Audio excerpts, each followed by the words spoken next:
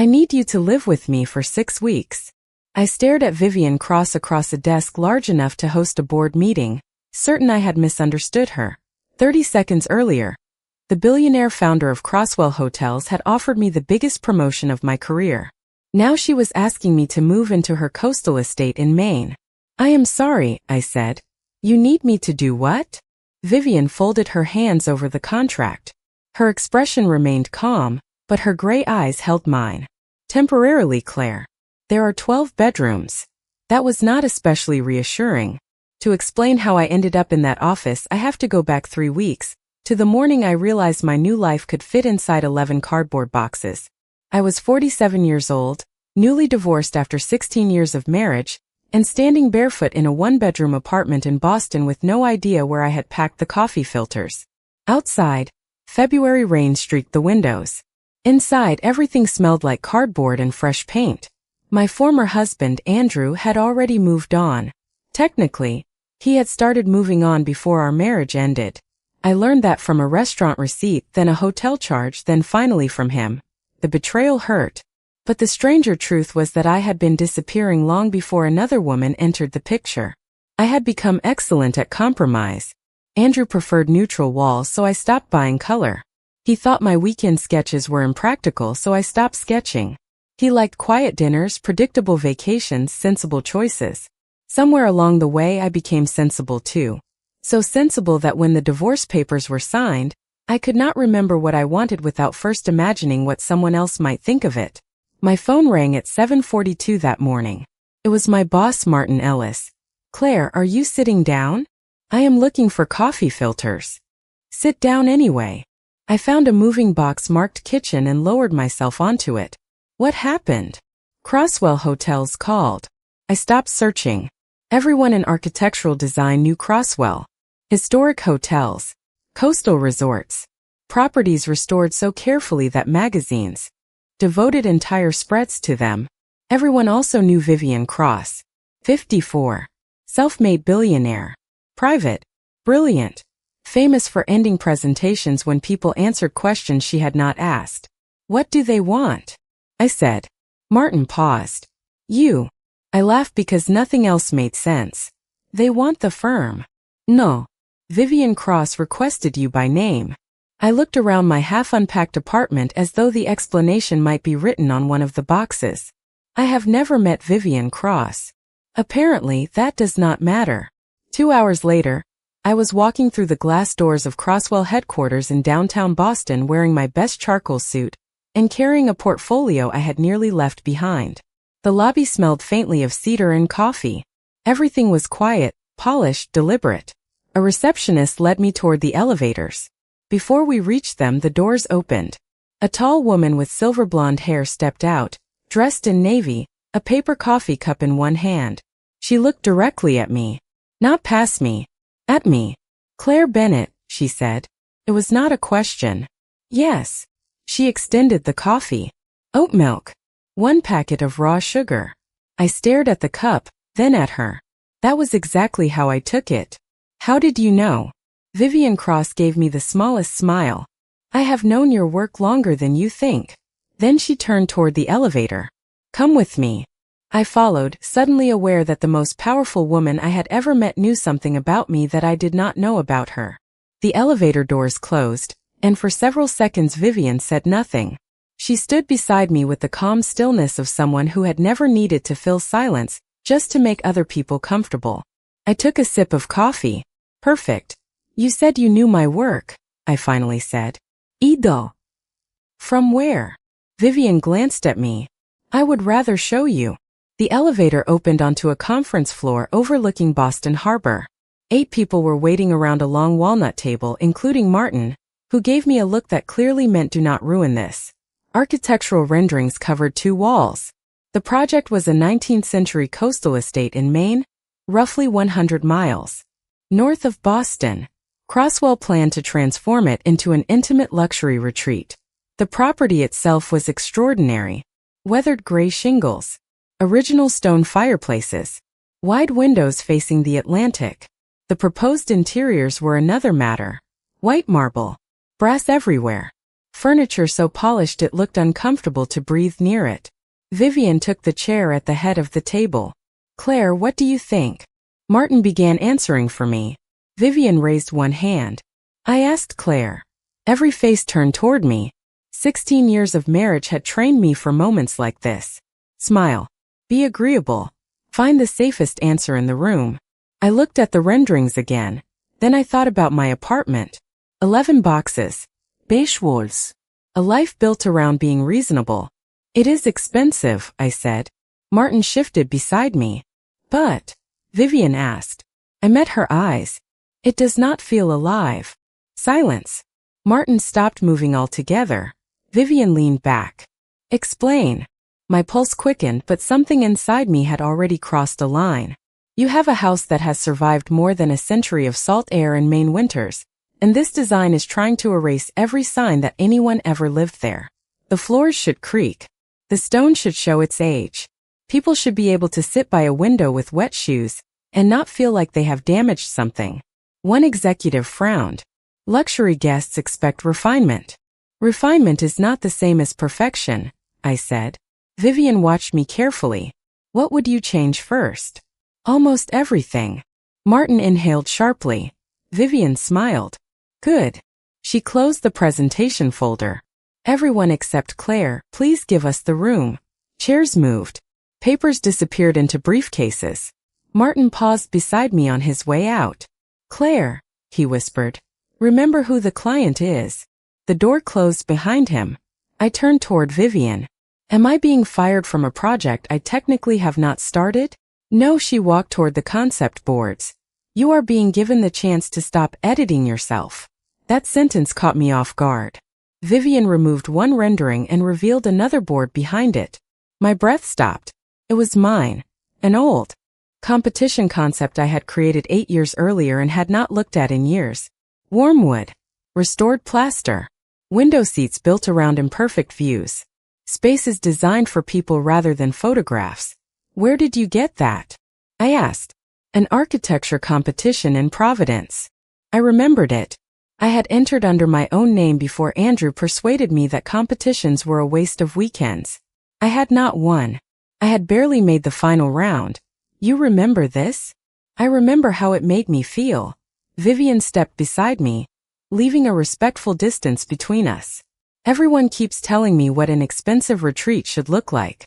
You designed something different. I designed a place where people could exhale. Exactly. Her voice softened.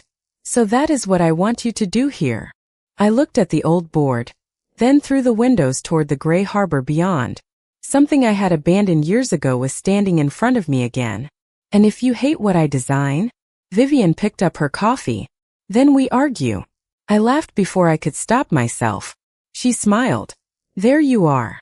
3 simple words. Yet walking out of Crosswell that afternoon, I kept hearing them.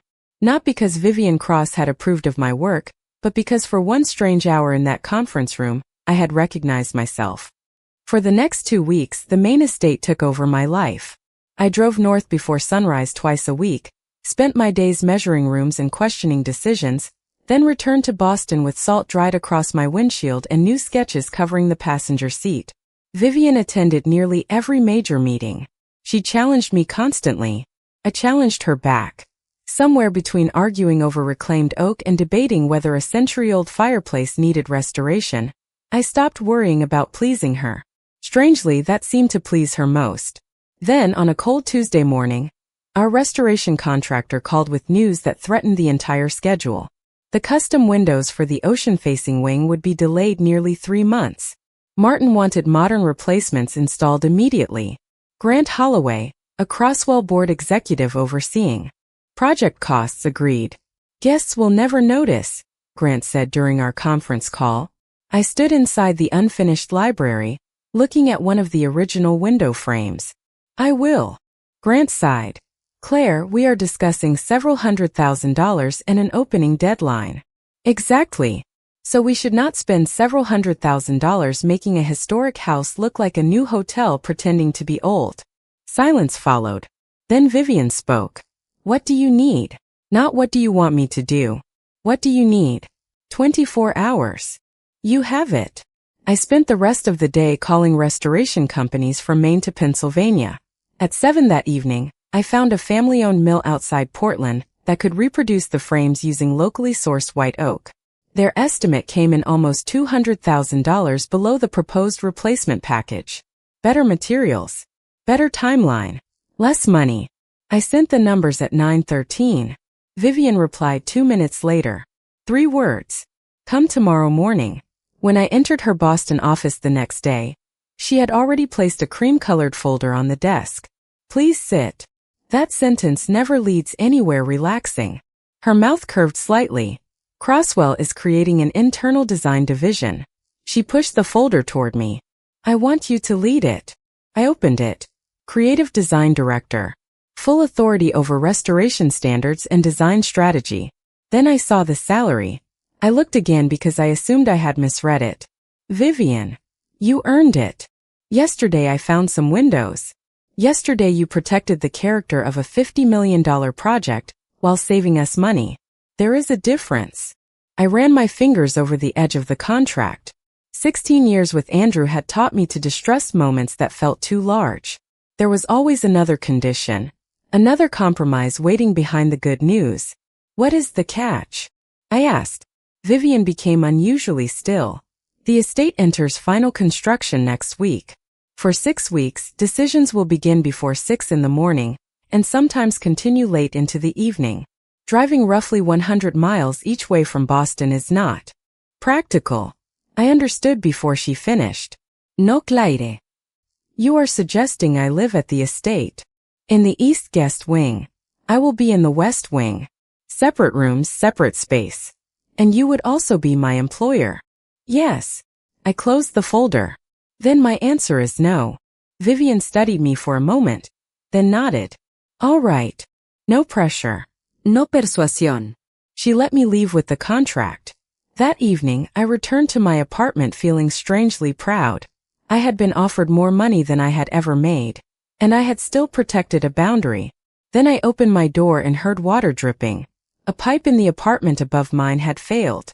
The building manager arrived 20 minutes later, inspected the soaked kitchen ceiling, and told me repairs could take several weeks. You will need somewhere else to stay. I stood among my 11 boxes and almost laughed at the timing. At 10:37 that night, I stared at Vivian's number for a full minute before calling. She answered on the second ring. Claire. I looked at the water collecting in a bucket beneath my ceiling. Is the East Guest Wing still available? It is, Vivian said, and there was no triumph in her voice. No hint that she had expected me to change my mind. But only if you are comfortable with it. I looked at the bucket beneath my kitchen ceiling and smiled despite myself. Comfortable might be ambitious. 2 days later, I drove north with 3 suitcases in the back of my car, and the Atlantic appearing between snow-dusted pines. The estate sat above the Maine coast, its gray shingles weathered by decades of salt and wind. During daylight, the place belonged to contractors, electricians, carpenters, and the steady rhythm of renovation. After 5 in the evening, everything changed. The trucks disappeared down the long driveway. Tools went quiet. The ocean became the loudest thing in the world. Vivian showed me the East Guest Wing herself. My room faced the water. Hers was on the opposite side of the house. I thought distance might help, she said. With what? Your boundaries. I looked at her. She was completely serious. Thank you. You were right to establish them. That answer followed me into the next morning, when I discovered a version of Vivian Cross nobody at headquarters would have believed. She was standing barefoot in the kitchen at 5:30, wearing faded jeans and a soft gray sweater, staring suspiciously at a frying pan. Old jazz played quietly from a speaker. Please tell me you are not cooking for the contractors, I said. Vivian glanced over her shoulder. I was attempting eggs. Attempting. I looked into the pan. Those eggs have given up. She laughed. Not the controlled smile she used in meetings. A real laugh. Warm. Unexpected. I took the spatula from her and made breakfast while she poured coffee. For 15 minutes there were no contracts between us. No board meetings. No billion-dollar company. Just 2 women standing in an old kitchen while dawn slowly turned the ocean silver. That became our strange routine. Work all day. Dinner separately when schedules demanded it. Coffee together before everyone arrived. I learned Vivian liked old jazz and terrible crossword puzzles. She learned I still sketched when I could not sleep. Then the storm came. Wind pushed against the house after sunset, and rain swept across the windows in sheets. Just after 9, the electricity went out. The backup generator had been disconnected for electrical work, leaving the estate dark except for emergency lights downstairs. I found Vivian in the library lighting candles beside the stone fireplace. Luxury hospitality, I said. Very exclusive. We should charge extra. I sat across from her with a blanket around my shoulders and a mug of tea warming my hands. Without phones ringing or contractors asking questions, the silence felt almost intimate. Vivian watched the fire. Can I ask you something personal? You can ask. Why did you stay married so long? I stared into my tea, because leaving felt like admitting I had wasted 16 years. The truth came more easily in the dark. Andrew betrayed me at the end, but I had been abandoning myself for years before that. I kept becoming easier to love until there was almost nothing left to disagree with. Vivian turned toward me. What are you rediscovering? Color. Sketching. Saying no. I smiled faintly, apparently criticizing billionaires. You are exceptionally talented at that. I laughed, then noticed her expression had changed. Softer. Sadder. What about you? I asked. What did you lose? The wind moved through the old chimney. Vivian looked toward the dark windows. Someone who made this house feel like home. Before I could ask more, a door somewhere upstairs shifted in the draft. Vivian went still. Her eyes lifted toward the ceiling. What was that? I asked. Nothing. But when we went upstairs to check the windows, Vivian stopped before a closed door facing the ocean.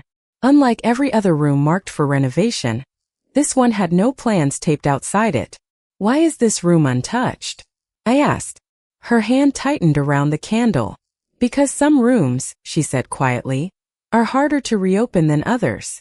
For the next 2 days, I did not ask about the closed room.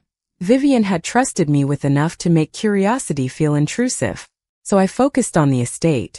We finalized the library millwork, approved the restored windows, and replaced Grant Holloway's preferred imported stone with granite from a quarry less than 40 miles away. Grant complained about the change during a video call. Vivian simply asked whether my choice preserved the design and reduced costs. When I said yes, she approved it. Still, every time I passed that ocean-facing door, I remembered the look on her face. On Thursday morning, the storm finally gave me an answer. A contractor found moisture inside the wall connecting the hallway to the closed room. Repairing it required access from both sides. I called Vivian. She arrived from Boston that afternoon carrying an old brass key. For several seconds she stood without moving. We can find another way, I said. No, she exhaled slowly. I have spent enough years finding another way. The lock turned. When the door opened, cold winter light fell across a room preserved like a memory.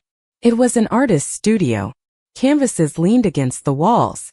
Glass jars held brushes stiffened with old paint. A faded red scarf rested over a wooden chair. Near the window stood an easel with an unfinished painting of the Atlantic in summer, all blue water and pale morning sky. Vivian remained near the doorway. Her name was Margaret. I looked at her.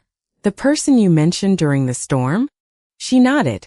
We were together for 13 years. Her voice was steady, but her eyes stayed on the unfinished painting. We bought this place because Margaret wanted somewhere that felt permanent. She painted. I worked too much. We kept saying we would slow down next year. Vivian crossed the room and touched the back of the wooden chair. Then she became ill. There were fewer next years than we thought. I said nothing. Some grief did not need questions. After she died, I closed this room, Vivian continued. I kept the estate, but I stopped coming here unless business required it. Then why turn it into a retreat? I almost did not. She looked at me. The board wanted the property developed. I planned to sell instead. What changed? Vivian walked toward a cabinet and removed a thin portfolio. My portfolio. The competition work from 8 years earlier. This did. Ist daher. You kept that. A copy. She opened to the final page. There, beneath one of my old sketches, was a sentence I barely remembered writing. A home should honor what happened there without becoming trapped by it. My throat tightened. I wrote that before I knew how difficult it was. That is why I remembered it. Vivian looked around the studio.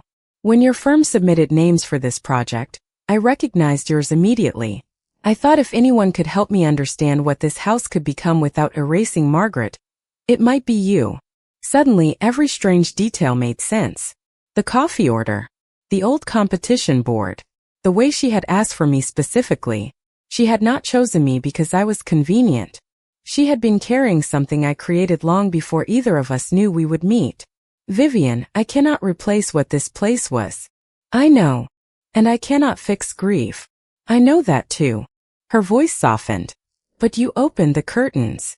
I looked toward the tall windows. Heavy drapes still covered half the ocean view.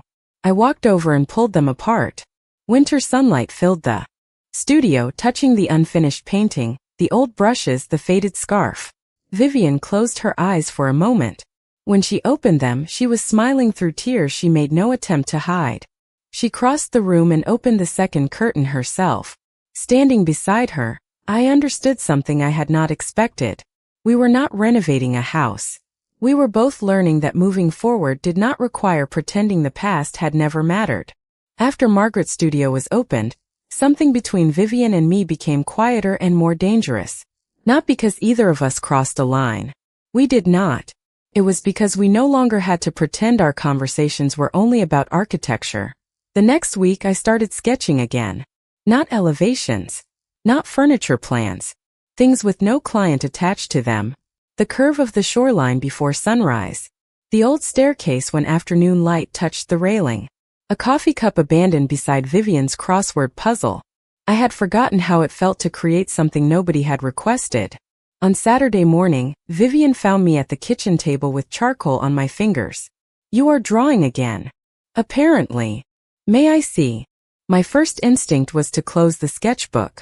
Andrew had always treated my personal work like an indulgence. Then I remembered I was no longer married to Andrew.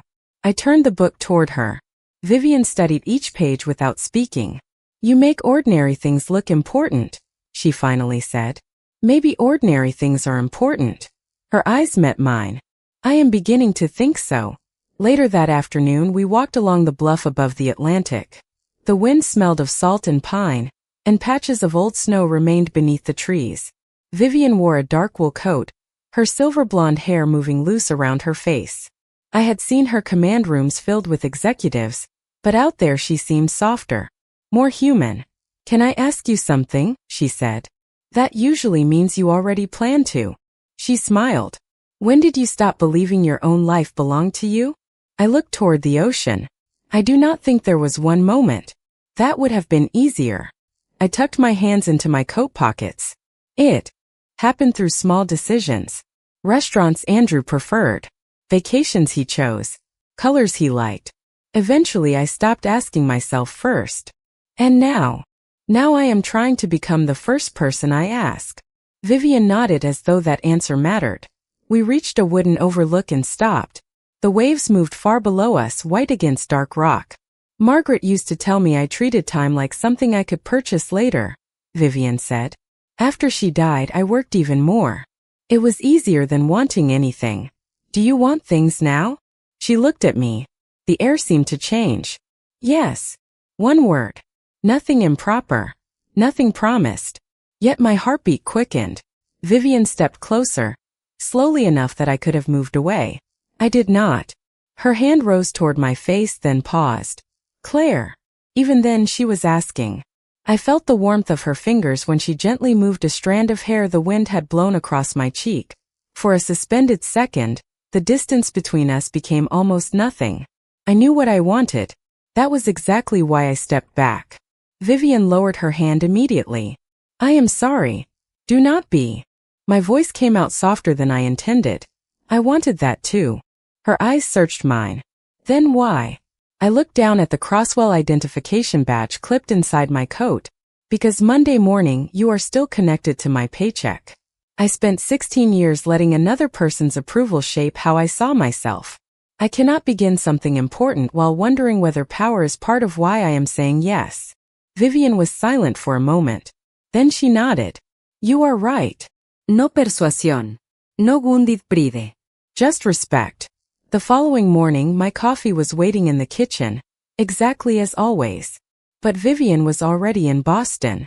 A note beside the cup said she had moved our private project meetings back to regular business hours. I stood alone at the window, watching the Atlantic turn gold beneath the sunrise. I had protected the boundary I needed. I had done the healthy thing. So why did the house suddenly feel so empty? The distance between Vivian and me lasted 4 days, and somehow her respect made it harder. She did exactly what she promised. Meetings happened during business hours. Doors stayed open. Conversations remained focused on budgets, materials, schedules, and the approaching opening date. My coffee still appeared every morning, but a member of the house staff brought it instead. I told myself this was healthy, clear, necessary.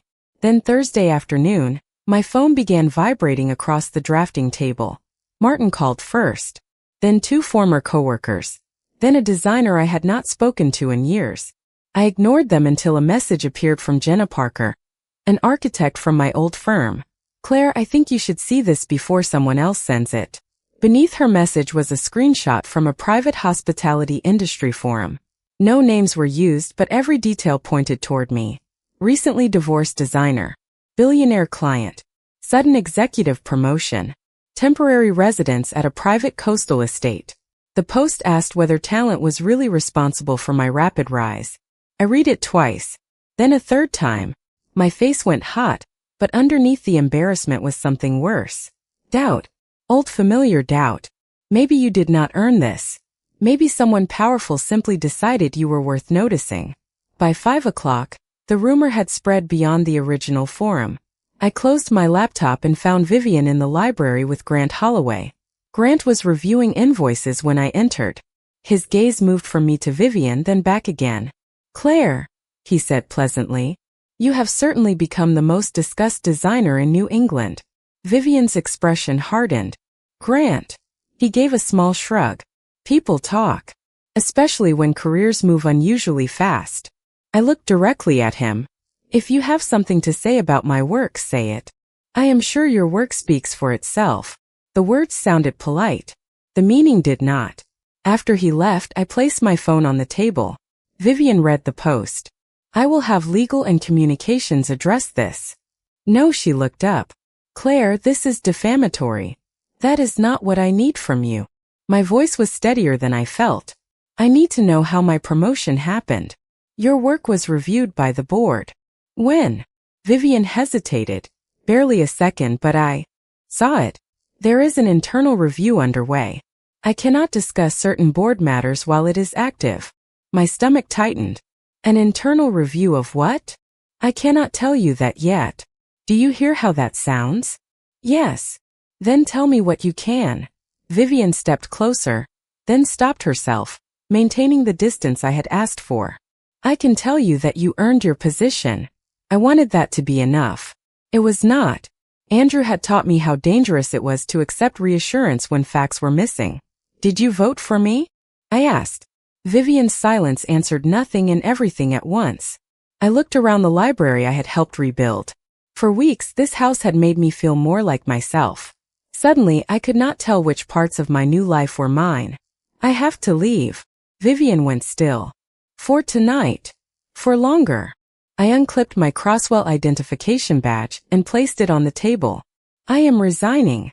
Pain crossed her face, quiet and unmistakable. Claire, please do not let strangers decide what your work is worth. I am not. I picked up my coat. I am trying to decide that without needing you to tell me. 2 hours later, I was driving south toward Boston with my suitcases in the back seat, and the ocean disappearing behind me. Vivian did not call. She did not send a car. She did not use her power to stop me. By the time I reached my repaired apartment, I was angry that she had let me go. Then I understood that letting me go might have been the most respectful thing she could do. I carried my bags upstairs. My phone rang before I found the light switch. The caller was Evelyn Shaw, a Crosswell board member I had met during my first presentation. Claire, she said, I cannot discuss the internal review, but there is something about your own employment evaluation you have a right to see. I stopped moving. What's something? Her answer changed the meaning of everything. The date. Evelyn sent the evaluation through a secure Crosswell portal. While we were still on the phone, I opened it at my kitchen counter, surrounded by the same 11 boxes I had barely unpacked before moving to Maine. The document was dated nearly 5 weeks before Vivian offered me the position, long before shared breakfasts, late-night conversations, or that moment on the bluff when I had almost let myself believe in something more. I read the first page twice. Exceptional design judgment. Strong restoration instincts. Recommended for leadership consideration. Then I reached the approval record. Vivian had submitted my earlier work for consideration, but when the board evaluated me for creative design director, she had removed herself from the final vote. She recused herself? I asked. Yes, Evelyn said. She believed voting would create a conflict because she had followed your work for years. I sat down slowly. The promotion had not grown out of whatever was happening between Vivian and me. It had existed before that possibility even had a name. Why could she not tell me? Because the board is reviewing matters connected to the Maine project, and legal counsel instructed everyone involved not to discuss internal deliberations. Evelyn paused. I cannot tell you what the review concerns, but I can tell you this. Look again at the vendor records you personally handled. After the call, I opened my project files.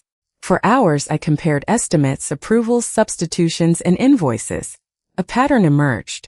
The modern window package Grant had pushed. The imported stone he preferred.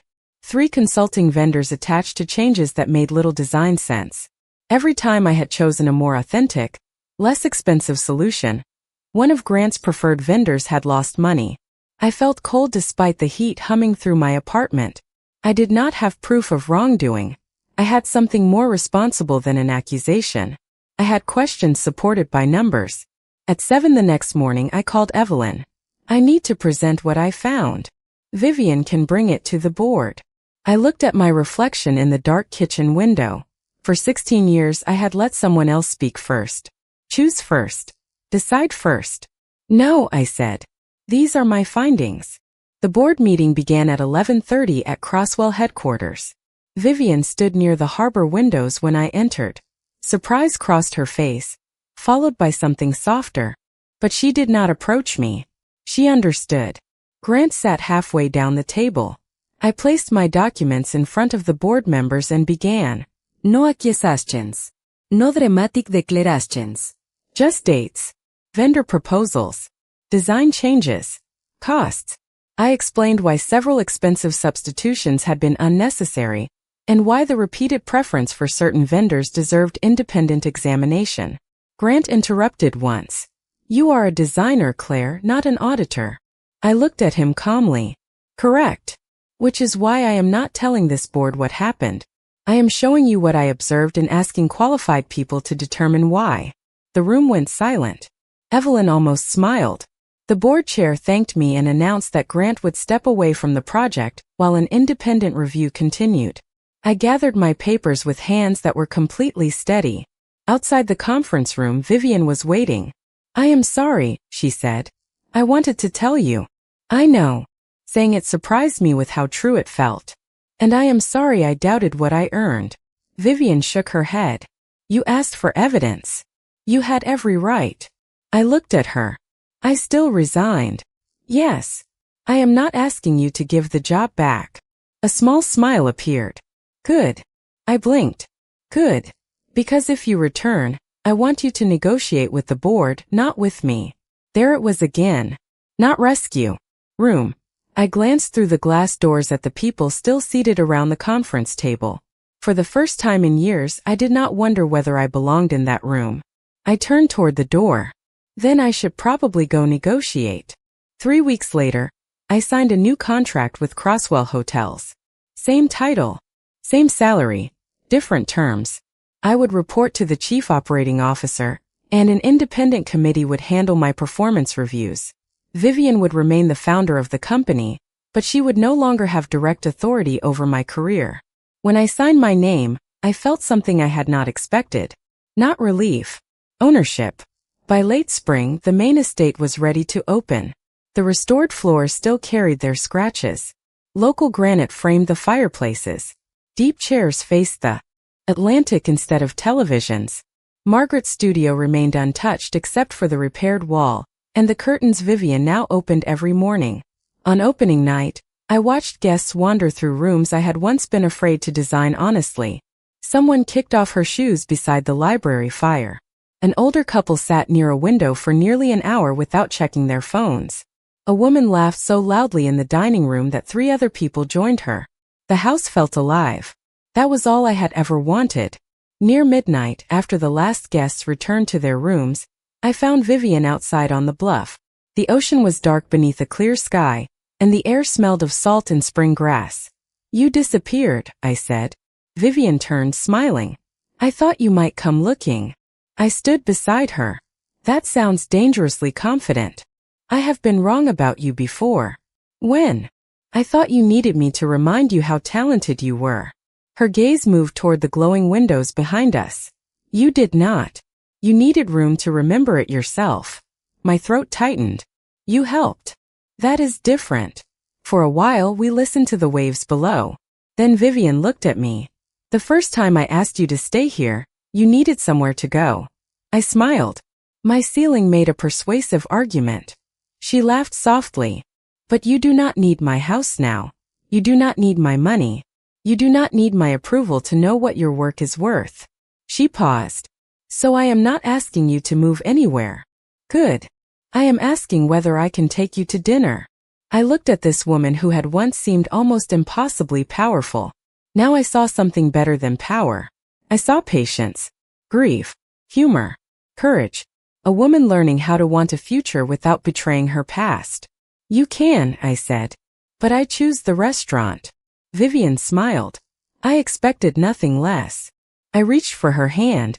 This time there was no contract between us. No promotion. No question about who held more power. Just a choice. Mine. Hers. Ours. I kept my Boston apartment. Vivian kept the estate. We started slowly. Sunday breakfasts. Long drives through Maine. Museum afternoons. Arguments about paint colors. Quiet evenings when neither of us needed to perform happiness for the other.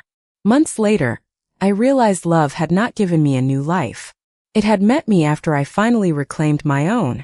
Maybe that is what healing really is. Not finding someone powerful enough to rescue you, but becoming strong enough to choose love without needing rescue at all. Thank you for spending this time with our story.